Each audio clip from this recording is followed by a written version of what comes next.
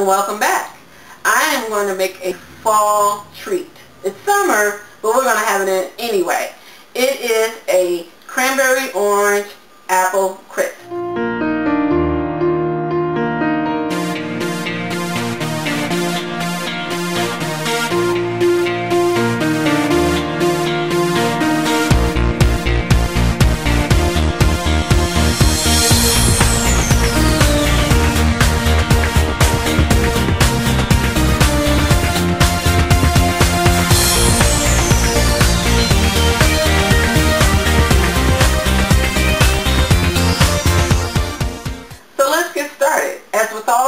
I'm going to walk you through the ingredients you're going to need and the hardware. The first item you're going to need is some cranberries, some dried cranberries. The second item is some brown sugar, some regular rolled oats. You want to make sure you're using the regular rolled oats, and most of you have these in your food storage anyway. You want some granulated sugar, some unbleached all-purpose flour, or you can grind up some wheat and use your wheat flour. I have some orange extract here. I have some vanilla extract. If you don't have the orange extract, this recipe will work just fine. I use the orange for an extra kick of flavor. Some vanilla extract, kosher salt, salt is always kosher, nutmeg, cinnamon, a cold stick of butter. You're going to need some apples. I normally use 2 apples per person, and an orange and or a lemon, and the juice of that. For our hardware, you're going to need a zester to zest your orange, a peeler, a spoon, chef knife. You're going to need a little pat of butter for greasing your pan, and you know the little sandwich bag trick I do. You're going to need a bowl with a sieve to strain your orange juice, and another silver bowl to make our crisp topping. So let's get started putting our dish together. So the first thing we're going to do, like I do with all our Basic Baking Monday videos, is we're going to preheat our oven to 350 degrees. Alright, and we're going to get that started. While the oven is heating up, the next thing I want to do is peel my apples and zest my orange. So I have a potato peeler here, and you want to make sure that you're using good quality apples, and you just want to give them a peel, and so you want to give your apples a peel, and you want to use a good variety of apples. In the fall you'll find Granny Smith, you'll find Honeycrisp, McIntosh. They have so many varieties of apples you can purchase these days. So whatever you find at the store will work in this recipe. So I'm on my last apple here, and I'll peel this up. And then we can move on to zesting the orange. I'll get this one more well around the top here. Alrighty. So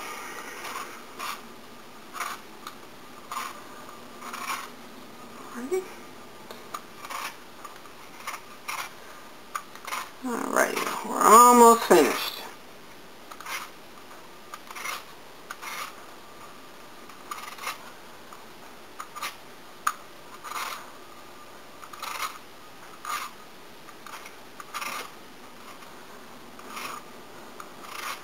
And these are Granny Smith apples I'm using today. Okay, so that's my 4th apple. Now I want to get rid of this to you about the apples I'm using. Because I'm making this dish just for me and my daughter, I'm going to use 2 apples. I use 2 apples per person. But in the event you're making this dish for a Thanksgiving or a Christmas, you might want to use a bigger container like this. And then I just put, you know, like I said, 2 apples per person, and you'll know you'll fill up this size of the dish. But for today, I'm using a smaller dish because it's just me and my daughter today, and I want to share the recipe with you, but I don't want to make more than what me and her can consume alone. So, next I'm going to cut up my apples. And then I'm going to zest my orange. So, when I'm dicing up my apples, I put it face down and I give it a chop in half, like so. Right? And then I lay them both face down again and I chop them down the middle. I get rid of that. Then I take one, so then after I cut it in half, I come in on an angle and I take out that core part. And I set that to the side. And I do the same for this one. Oop, come in at an angle and I cut out that core part.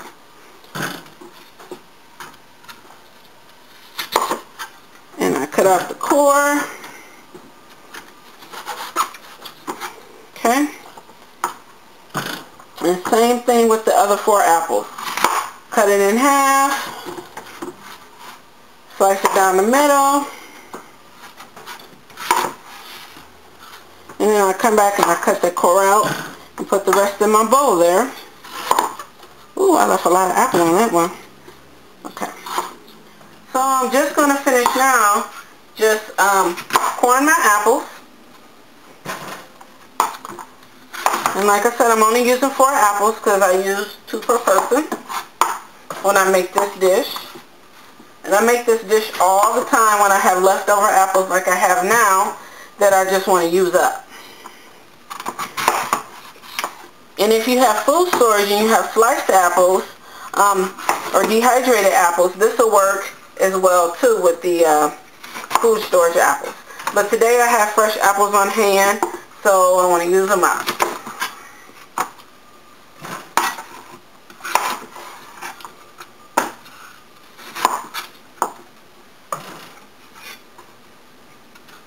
And our last core here. Okay, so I want to get rid of this. So I've gotten rid of my cores. So next I want to come back and chop up my apples. And I'm not going to chop them up real fine. That's my oven. Let me know it's ready. I'm going to leave them in pretty big pieces. So I'm just going to come back and I'm going to chop them up. I'm say in 4ths. And put that in my bowl. So depending on how big the slice is, this one I'm going to do in 6. So I'm just going to chop up my apples. You don't need to do anything fancy here. It's just chopping up an apple. Alright. I'm going to chop them all up. So depending on the size, how big it is, because I kind of want them in uniform in size so that they all bake the same way. So if I have larger pieces, I'll cut it in more than 4. Like this one, I'm going to cut twice. Alrighty.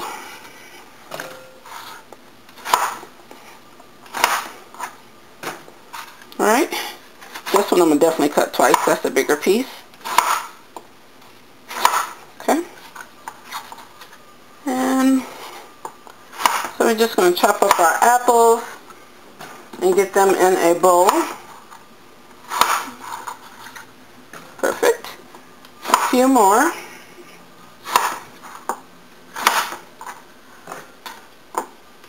You don't have to be fancy. It's just apple crisp, so I'm going to chop it up. Last one. Okay. So now that we've chopped up our apples, I'm going to set my knife to the side and my cutting board. And what I'm going to do is I'm going to bring up from my bowl because I'm going to want to zest my orange directly into my bowl. So I got my orange here and I got my zester. And how I zest is I just rub the orange 3 times. And I'm going to use this whole orange. So I'm going to zest my orange. But one thing I want to point out is that I set this out just for an FYI. Now if you don't have a fresh orange to zest, you should look into getting some fresh orange peel and some fresh lemon peel into your food storage supplies. Now, I keep this in the refrigerator, and it does advise you to do that on the package to keep it fresh. Now, this is a great substitute for your food storage when you don't have fresh oranges and fresh lemons, but I just so happen to have fresh oranges and lemons in the house today. But I did want to show you this as an option for long-term food storage. If you were making this with your dehydrated apples, you could use the fresh, the dehydrated lemon peel and orange peel to make this apple crisp as well. So the recipe is very shelf-stable. So I'm just going to finish zesting my orange. Okay, so I'm just about done. And as you can see, we got a lot of zest off that orange, but I want you to be aware and not miss all the zest on this side. So we want to use that. We want to get that in our dish. So what I do is I take the back of one of my measuring spoons, and I get all that zest off because I don't want to waste that delicious flavor. I want that to actually get into my apple crisp and be a part of the meal. Alright, so I got my orange zested, and you always want to zest your orange before you cut it. I'm going to repeat that. You want to zest your orange before you cut it. It is hard as bejeebus to zest a cut orange. So I'm going to give it a little roll just to get the juices flowing, and then I'm going to cut it. Alright, and this isn't a seedless orange because I buy organic products that should have seeds in it. So what I'm going to do is I'm going to use my strainer here to strain out the seeds, and I don't have to worry about that. So I'm just going to squeeze it through because I want that fresh orange juice, and that orange juice will give it a good citrus flavor, and it will also keep the apples from turning brown. So you want to squeeze that really good. Okay, that's the first one. I'm going to get rid of that excess. Alrighty. And I'm going to actually cut my membranes on this one. I should have did that one on the first one too, because it helps more juice come out. Okay, see, yep, that one came out a lot better. So you just want to squeeze that juice right over into your bowl, and this is where making sure your hands are clean is a good idea. Alright. I'm going to wash my hands up real quick. So now that I got my orange juice and my orange zest in my bowl, next I want to add my other flavorings. And my next flavoring is going to be some cranberries.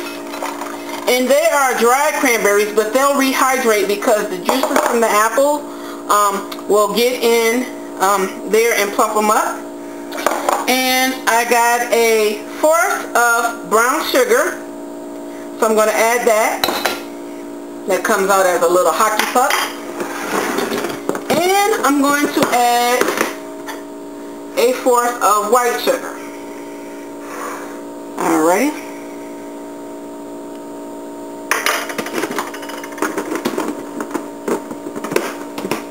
Now I need to get my spoon on this one because I want to add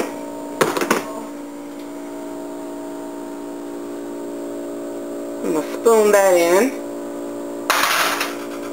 and 1/4 cup of flour, and that's it for that one. For my spices, I want to add some 1/8 teaspoon of kosher salt, and salt you do use in baking a lot, so 1/8, that says 1/8, and it's about that much of kosher salt.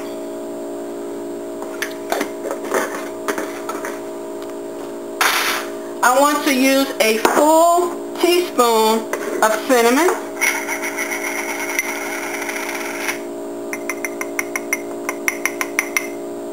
Okay.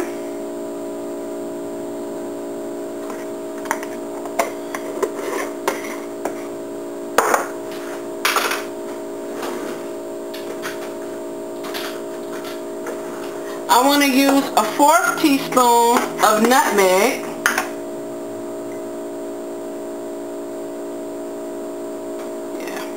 I put a little extra on there, but that's about a 1/4. Alrighty. And then you want to take your spoon and give this all a toss. And break up that brown sugar. You want to give this all a toss.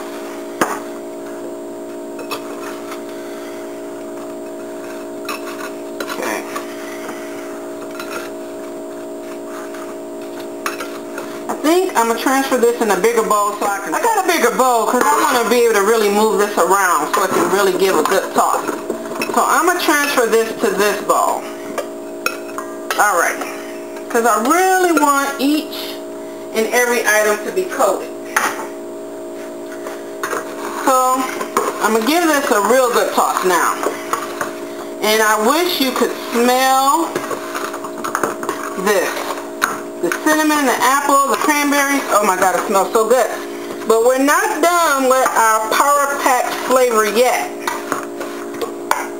Because I want to come back and I have my orange extract and I have my vanilla extract. And I'm going to add a full teaspoon of vanilla extract. And it comes out clear. And I'm going to add a full teaspoon of orange extract. Okay. Alrighty. Alright, let me put my lids back on.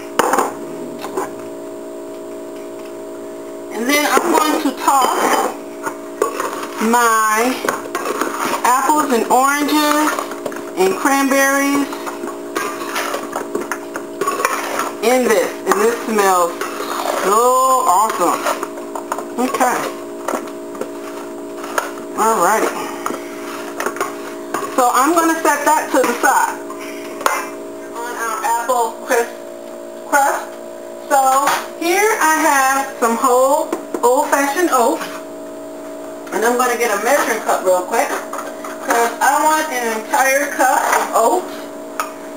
And you know I like to use the spoon method. So, actually I'm going to use 2 cups. I misspoke. I'm going to use 2 cups of whole oats. And I use the spoon method, so that's 1 cup.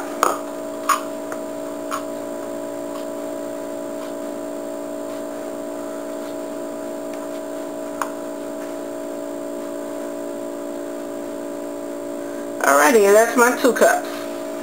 So I got my 2 cups of oats, old-fashioned, regular type oats, not the instant oats. I'm going to go with my sugar next. I got 1/4 cup of brown sugar packed in. I'm going to use 1/4 of white sugar in this one as well.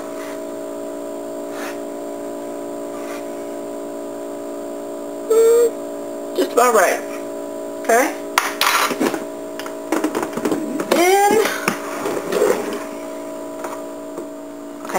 Then I'm going to use, after my sugar, then I'm going to use 3 tablespoons of flour.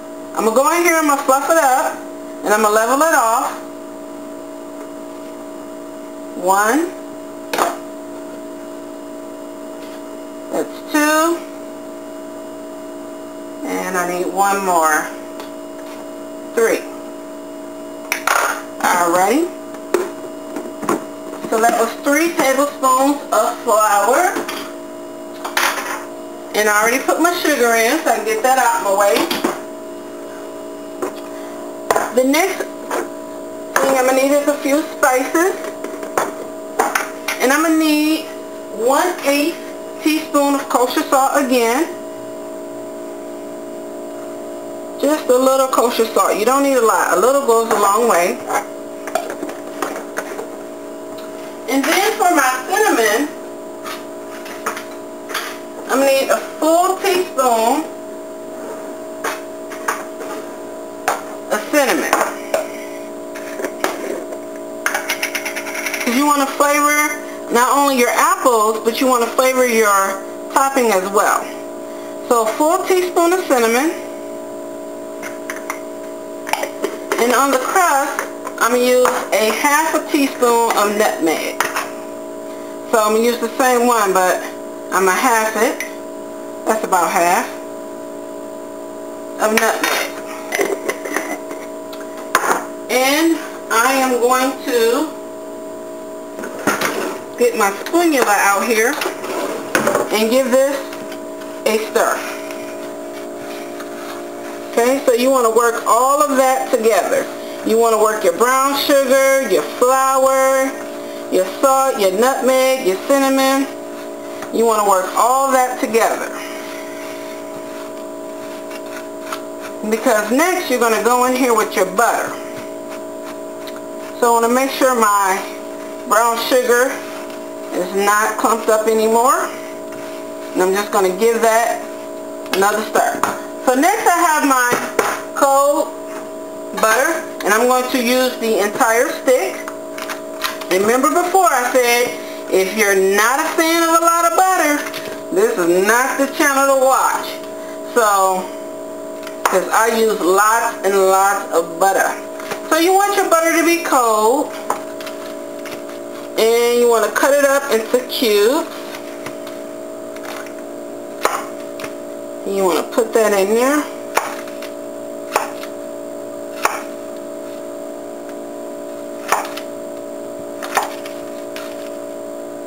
I'm just going to drop that over in there, and you'll see it be broke up into fourths because I cut it on both sides. So I've got my butter in there, put my shelf knife, and now I'm going to go in here with my clean hands and make the paste, make the crust, crumb crust.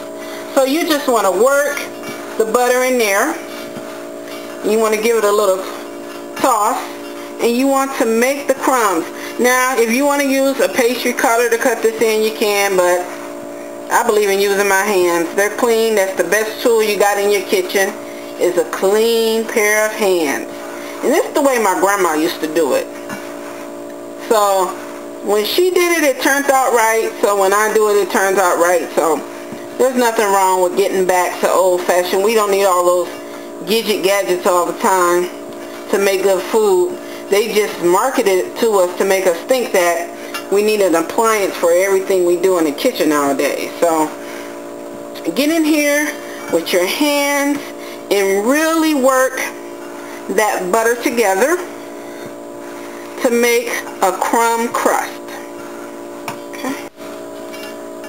So I've worked the butter in pretty good, and what I'm doing is I'm just running the butter, the flour, all the ingredients through my hands to kind of crumble it, and you can kind of see it coming together in more of a crumble crust. As you can see, I've got my crisp made, and my butter and flour and sugar and all that has come together. So next, the simple thing I want to do is I want to butter up my dish, and I'm using a smaller dish because it's just me and my daughter, like I said before. And you've seen me do this trick before. I use a sandwich bag with a little pat of butter, and I grease up my dish. And then that way, if, like I said before, if you have nails or acrylics, you don't have to dirty up your hands. And my butter is good and melted because I had it on the stove while the oven was heating up. So make sure your pan is good and greased up. And I have my dish set on a tray because I don't like to clean my oven. So if this bubbles over, it will not make a mess on the bottom of my oven and smoke up. So I'm going to move this out my way so you can see better. And I'm going to come over here. And we already have our apples. And as you can see, our apples have released some of their juices. And the cinnamon and raisins and all of that, I'm just going to pour that directly in here. Matter of fact, I'm going to get a spatula out because I want to get all of that flavoring into this dish. Alrighty, and you know those apples are going to cook down, so this is the perfect fit. And so all that leftover flavoring, I want to get into this delicious apple orange cranberry crisp. Alrighty. So you want to get it pretty even in your dish, and this is a perfect size for 2 people. And then you want to take your crumb and you want to crumb it on top. You want to get a good crust going here. And as it cooks, it's going to crisp up, and that butter that's in all that nooks and crannies is going to help it brown up, and it's going to be bubbling hot and delicious. Alrighty.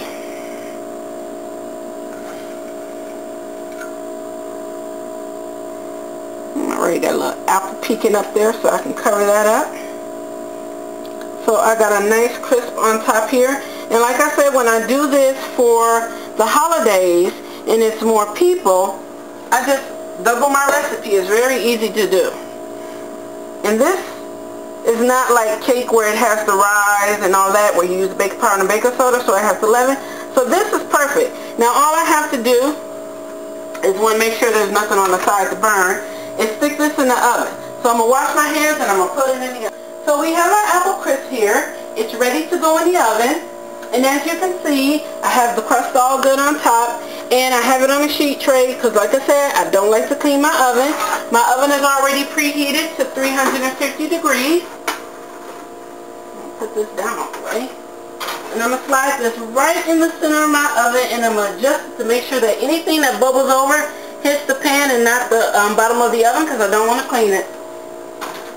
Well, that is our apple orange crisp in the oven. We'll be back in 40 to 50 minutes to show you how it turns out. Welcome back. Well, it has been about 48 minutes. I went upstairs, got a little distracted, but I could smell the apple crisp wafting upstairs, so that lets me know to come down here and check on it. So I'm going to take it out the oven. We're going to see where we're at this point. Get some oven mitts on here. Alrighty. Oh wow, that smell hits you when you open that oven. And I don't know if you could see that little bubbling on the side. That is bubbling up nice and good. So it's hot, but I'm going to do the finger test because I want this to be crisp. So I'm just going to see, oh yep, it has a crispness to it. So I'm going to turn my oven off. And you can see this delicious, hot, bubbling apple crisp. Perfect for 2, actually even 4, or maybe even 6.